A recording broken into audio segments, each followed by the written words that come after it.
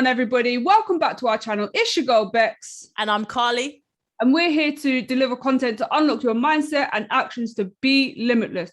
Don't forget to like, comment, share, and subscribe.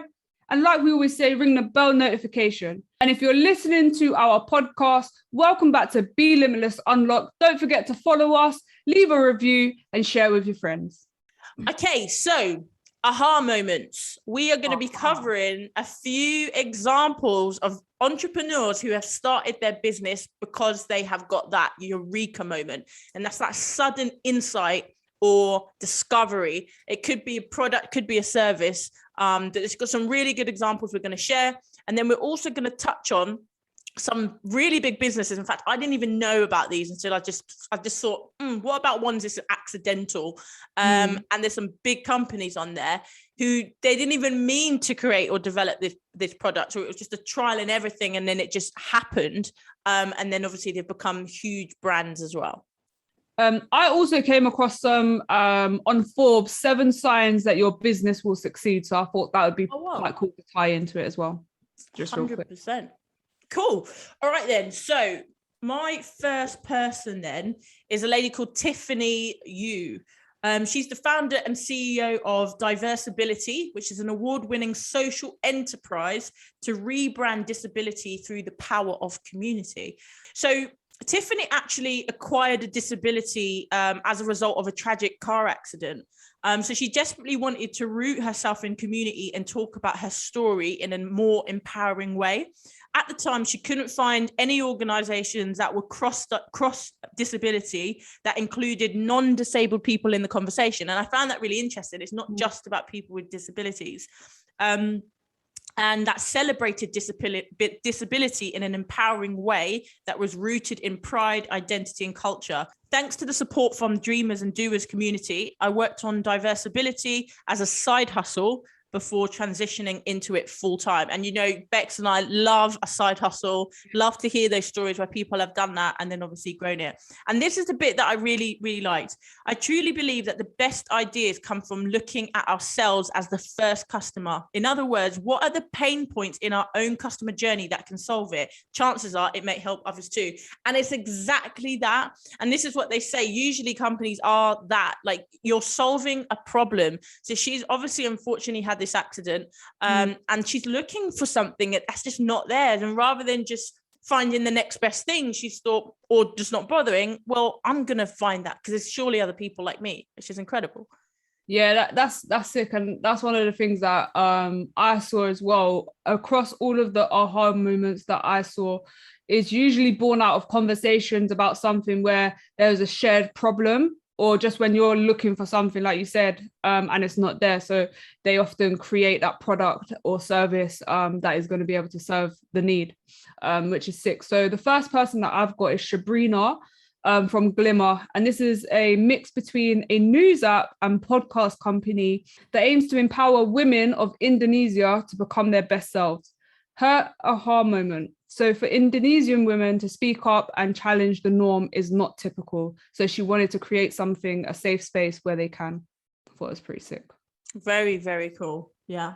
And that's the thing, like, it doesn't always have to be straight away. You've got to think, globally, like, work on your community first. Might just start for your town. Maybe your town has an opportunity and you just start in a local community center or whatever. And then from there, that's when it builds. And she might never want it to be anything other than just for Indonesian women. And that's absolutely fine.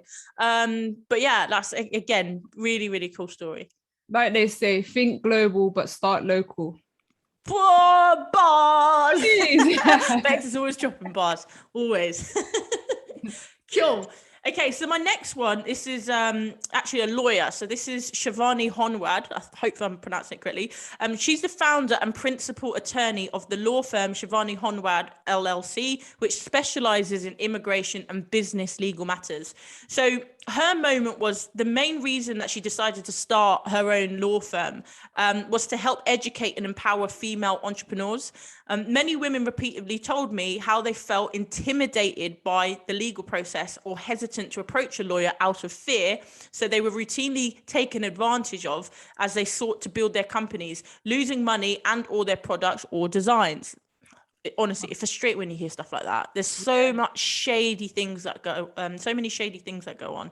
By having more of a client-centric focus, not only do I help my clients understand their legal options and draft a file documents as necessary, but I also work to empower them to stick up for themselves and negotiate for better business deal. Helping people turn their dreams into reality is one of my favorite things to do. That's incredible. And that's not the only industry to hear that in. Look, I think probably the most common one you hear about is like in mechanics. Women are constantly taken advantage of because most women, or you know what, in fact, even most men haven't got a clue about cars. So it's an annoying thing that you make it look like men know what they're talking about cars. There's loads who haven't got a bloody clue.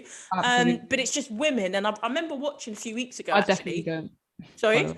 I said I definitely don't clue about cars. I know bits. Like my dad showed me a few things, and whenever I've ever experienced a problem with a car, I do like to go and check. So I'll do a little bit of research just so I can go in there a bit, when you're like, oh, I think it makes you look like you know what you're on about. But I was watching a video of a female mechanic, and they did an undercover in America, and she basically checked this car over, no problems with it, or she said this one thing they might pick up, took it to different garages, and so many of them were going, oh, you need to change this, you need to change that.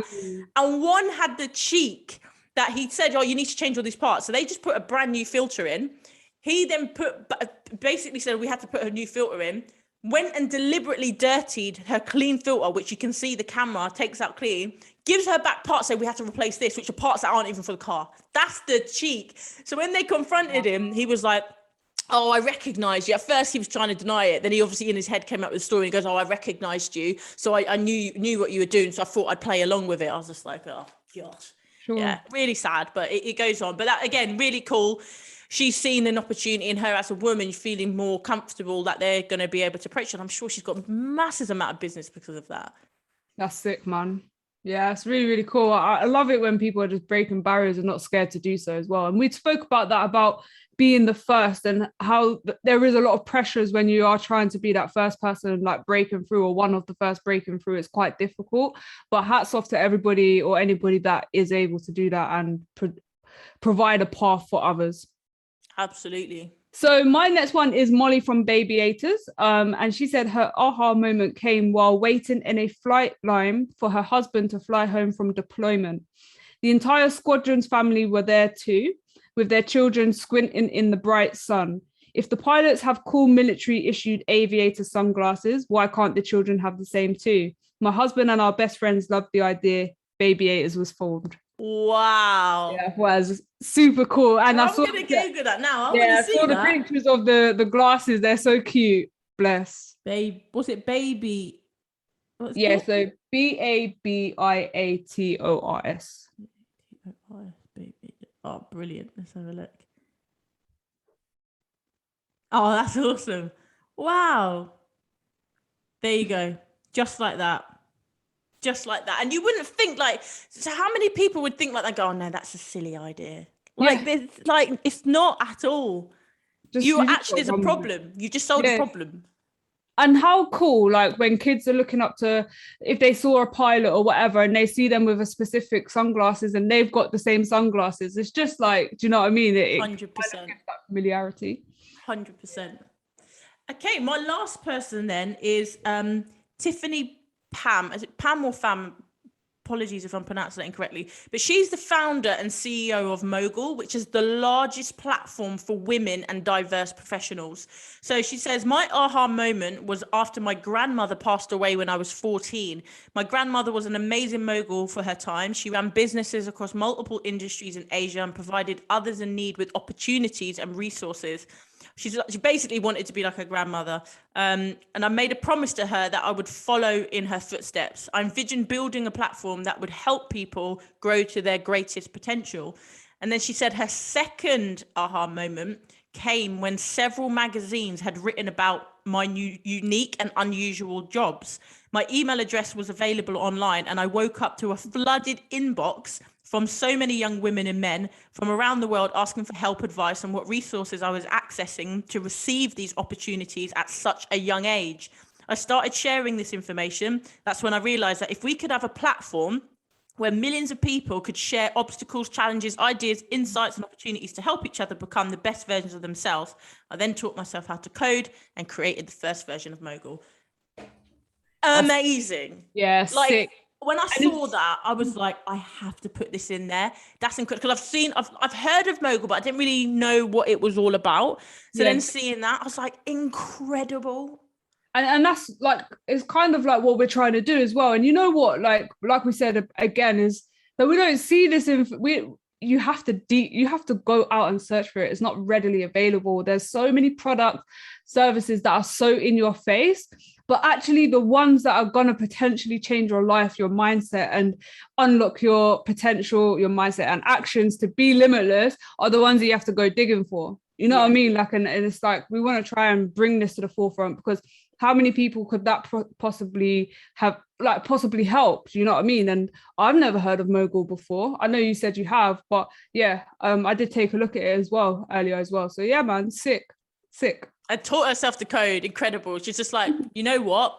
Another opportunity. I'm going to learn how to do that. And that's another thing. How many people, she codes, another one, women, and in the coding industry, you know, there's not as many as men, so they've been able to then create a platform to teach this. And I've actually done one of my courses, one of the courses myself, and I actually thought it was really good. It's very basic, like an intro level one, but it's brilliant.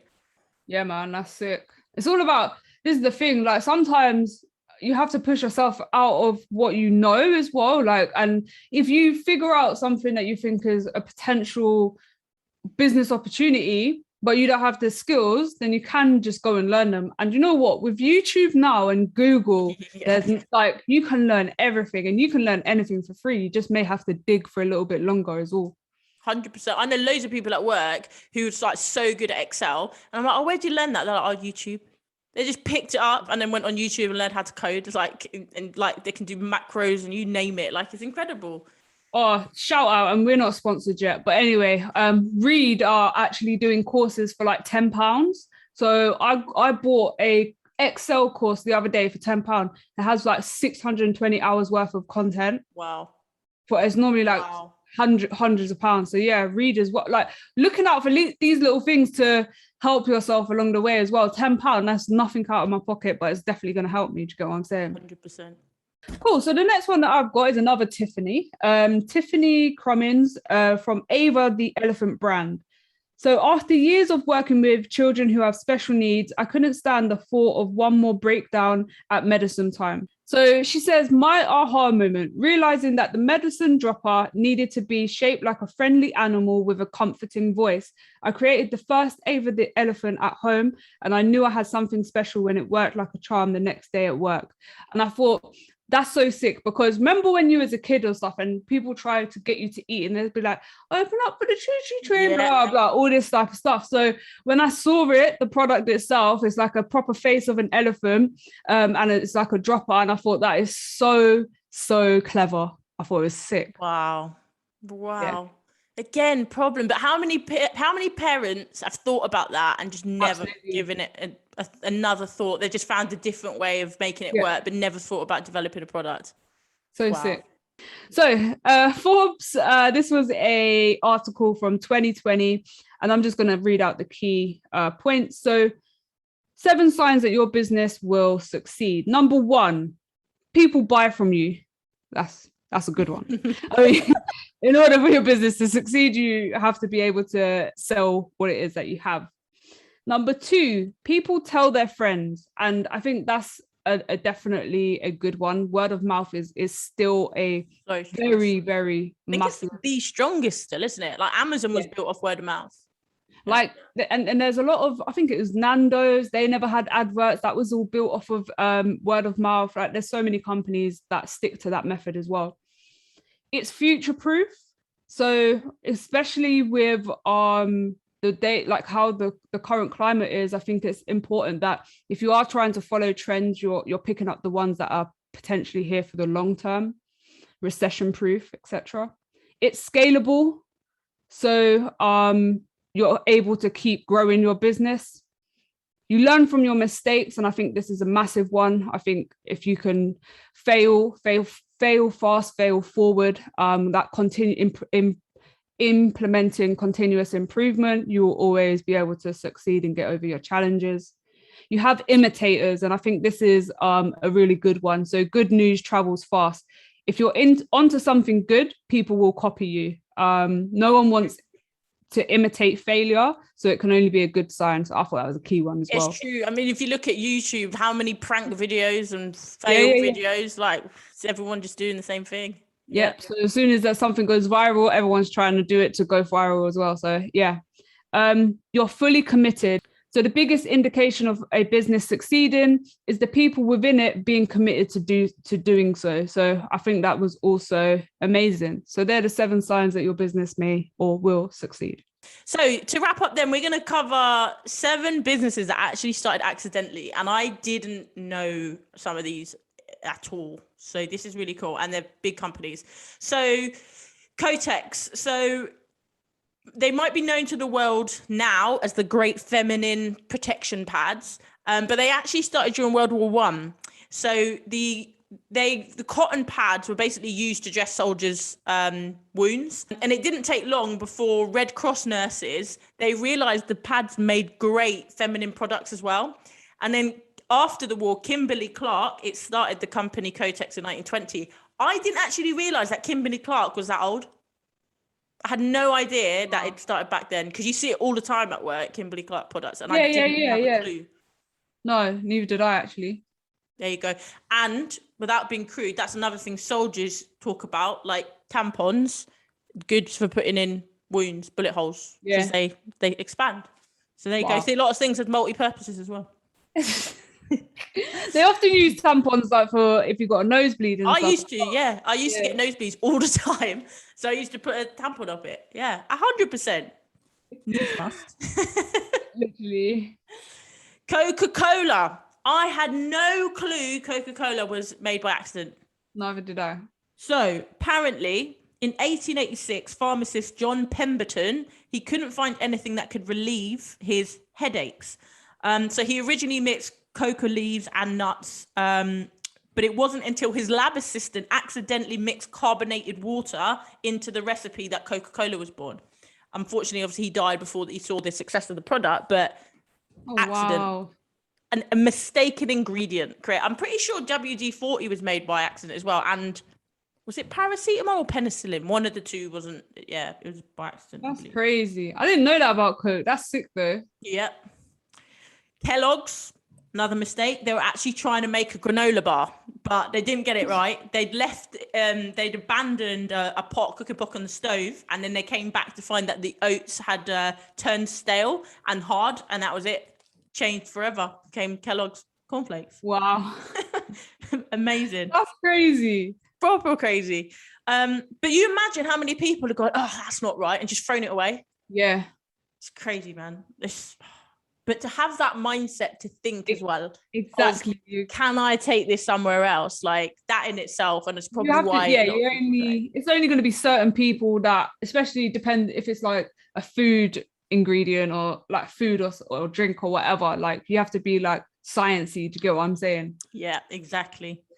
Postit notes. Now, I did know Postit notes were made by accident, but basically Spencer Silver was working to manufacture a conglomerate 3M and trying to create super strong adhesive for building planes. Instead, he created an incredibly weak product with a sensitive adhesive agent called acrylic. In fact, I'm not going to try and say it, bro. I'm not even going to try and say this, everybody, because I'll sound like an idiot. But basically, that ended up being the Post-it notes. There you go. Sticks enough, but then can be taken on and off. And Post-it notes are like used everywhere. Gotta love a Post-it note. I know we just spoke about sustainability last week and whatnot, but yeah, paper, that's definitely one that I need to get rid of.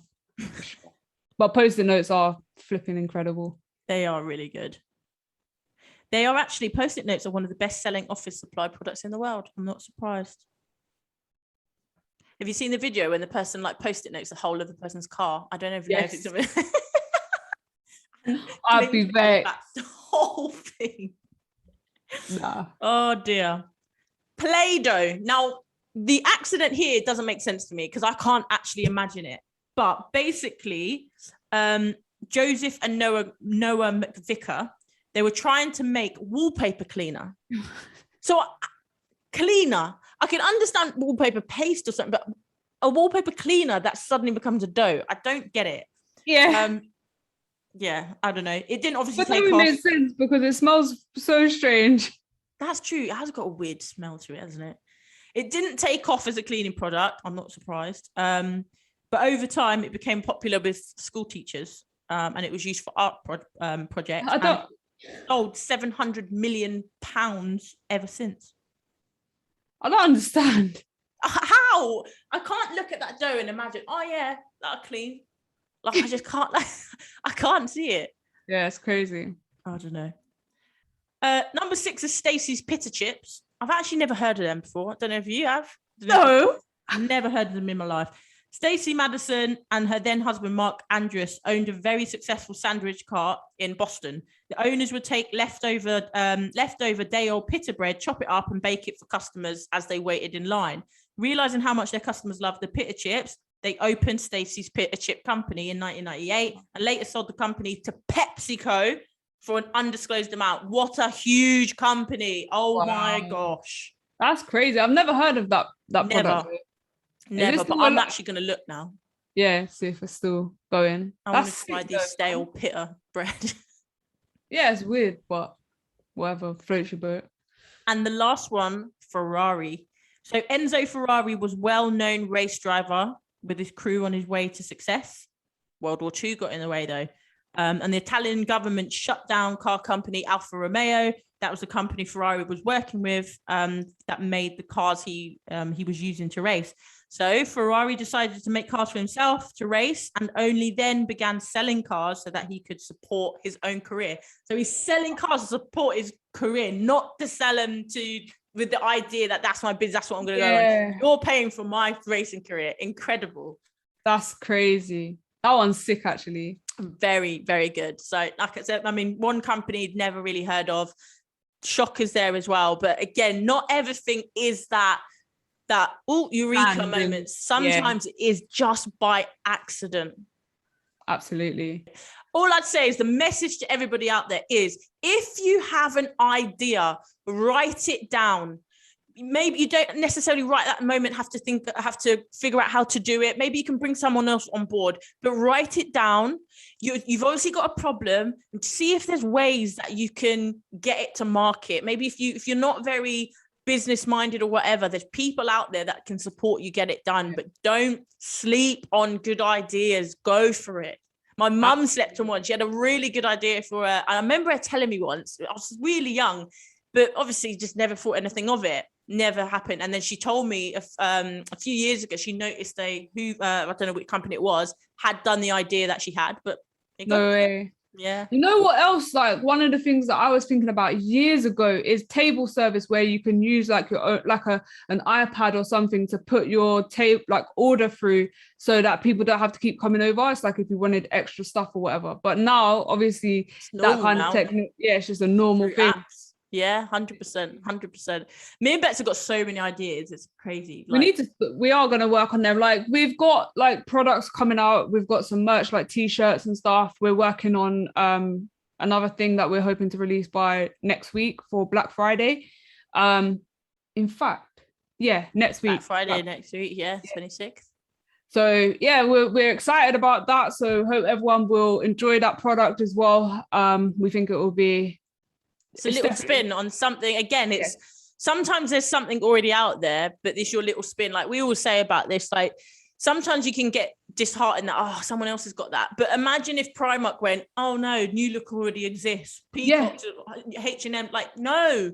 What is your spin? What's different about your products? There's always put your own little spin on it, and then it becomes unique. And we both saw a gap in this particular product, and we're like, why don't we just put these together and produce that? And don't get me wrong, it's a lot of effort. Like we've split it out. Bex is doing a particular part, I'm doing a particular part, and it's taken a while. But it's important for us to do it, and we committed. And I think in one of our previous videos, we said we want to make sure we've got a product ready to go for Black Friday. So you just got to go one by one, chipping away at the ideas. This is the thing. That's it. Like, and you got to push. You got to push. If it's not working, you try something else, or you try a different spin on it, or something. Link up with more people that know more about that specific area than you, and try and push it again. But something, and all it takes, everybody. Oh my gosh! All it takes is one time. You only have to get it right one time. The amount of people that have had like under their belt, like 50 trialed and failed businesses, and then the 51st blew and they did not look back. So 100%. I have no idea. I have no issue with going through them one after the other and the thing is, like, we are creative, and so we are continuously able to think up ideas. Carly's got some great ones. She's super into fitness and all this type of stuff. So, definitely look out for some incredible things in that space as well. Yeah, man, we're just excited. We're just gonna run with as much as possible and try to make people's lives so they can unlock their actions and mindset to be limitless, because that's what we're all about. Absolutely. And on that note, thank you so much for watching this week's episode. We really hope you find your aha moment as well, that eureka moment. We really hope you do, and go ahead and go for it. Thank you for watching this week's episode. I've been Carly. I've been Bex. And we will see you next week. Peace.